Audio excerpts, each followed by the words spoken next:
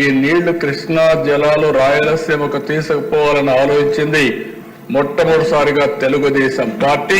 నందమూరి తారక రామారావు గారికి కూడా నేను తెలియజేస్తున్నా.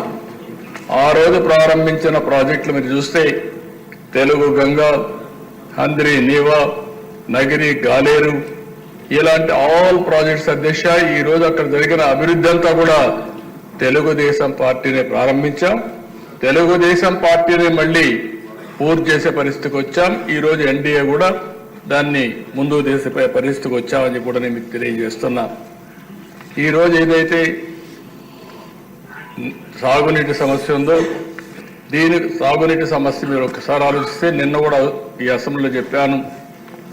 నదులు అనుసంధానం చేసి పోలవరం పూర్తి చేసి గోదావరి అటు వంశధార, గోదావరి ఇటు వస్తే పెన్నా, బనక చెర్లకు నీళ్లు తీసుకుపోగలిగితే ఒక గేమ్ చేంజర్ అవుతుందని చెప్పాను.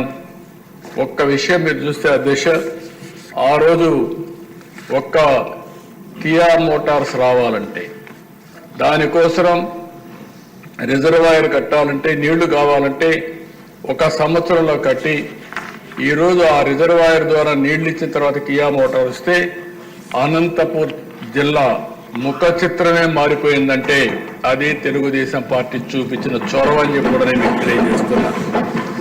ఈరోజు రాయలసీమ మొత్తం మనం చూస్తే నీళ్లు ఇవ్వగలిగితే, హార్టికల్చర్ని మనం అభివృద్ధి చేయగలిగితే ఆ ప్రాంతానికి మహర్దశ వస్తుందని చెప్పి కూడా నేను మీకు తెలియజేస్తున్నా. కొన్ని అడ్వాంటేజెస్ ఉన్నాయి అధ్యక్ష. బెంగళూరు ఎయిర్పోర్ట్ అనంతపూర్కి చాలా దగ్గర, హైదరాబాద్ ఎయిర్పోర్ట్ కర్నూలుకి దగ్గర, ఇటు చెన్నై చిత్తూరుకి దగ్గర.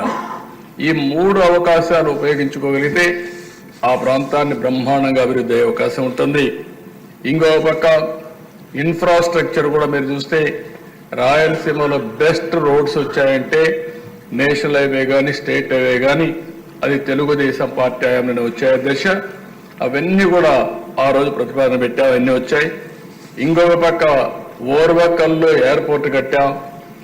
ఇంకొక పక్క మీరు చూస్తే ఈరోజు తిరుపతి ఎయిర్పోర్ట్ని ఎక్స్పాండ్ చేసి రన్వే పెంచి ఈరోజు ఒక హబ్గా ఇంటర్నేషనల్ ఫ్లైట్స్ కూడా రావడానికి చూసాం. కడప ఎయిర్పోర్ట్ను కూడా రన్వే ఎక్స్పాండ్ చేసి నైట్ ల్యాండింగ్ ఫెసిలిటీ కూడా పెట్టే పరిస్థితికి వచ్చాం. అంటే ఈరోజు ఏ ప్రాంతంలో లేనటువంటి 4 ఎయిర్పోర్ట్లకు ఉన్నాయి దిశ. ఒక పక్క తిరుపతి, ఇంకో పక్క కడప, ఓర్వకల్, ఇంకో పక్క పుట్టపర్తి ఒకటి ప్రైవేట్ ఎయిర్పోర్ట్ ఉంది. అడ్వాంటేజ్ కింద బెంగళూరు కూడా వచ్చే పరిస్థితి వస్తుంది దిశ. ఇంకో పక్క దిశ ఎడ్యుకేషన్ ప్రాధాన్యత ఇచ్చాం. తిరుపతిని ఒక ఎడ్యుకేషన్ హబ్గా తయారు చేస్తున్నాం. ఐఐటి, ఐజర్, అదే మరిగా కల్నరీ ఇన్స్టిట్యూట్ ఒకటి, త్రిబుల్ ఐటి కర్నూలులో పెట్టాం, ఉర్దూ యూనివర్సిటీ కర్నూలులో పెట్టాం. ఇవి కాకుండా దేశ సెంట్రల్ యూనివర్సిటీ అనంతపూర్లో పెట్టాం. రాయలసీమని ఒక ఎడ్యుకేషన్ హబ్గా తయారు చేయాలని తెలుగుదేశం పార్టీ ముందుకు పోయాం. ఏదైతే ప్రజాగళంలో మిషన్ రాయలసీమ అనౌన్స్ చేశారో దానికి కట్టుబడి ఉండి తప్పకుండా మిషన్ రాయలసీమలో చెప్పిన ప్రతి ఒక్కటి కూడా తెలుగుదేశం పార్టీ ఎన్డీఏ ప్రభుత్వం పూర్తి చేస్తామని చెప్పి కూడా నేను మీకు తెలియజేస్తున్నాను.